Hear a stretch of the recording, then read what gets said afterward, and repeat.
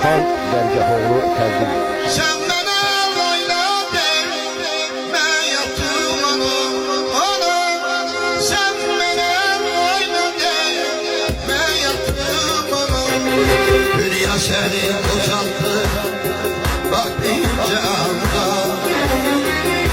Ben aklım olmuşam sen yardan.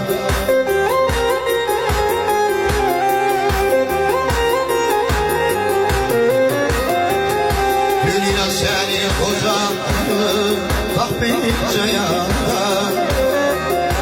Ben aklım olmuşam sen yardan.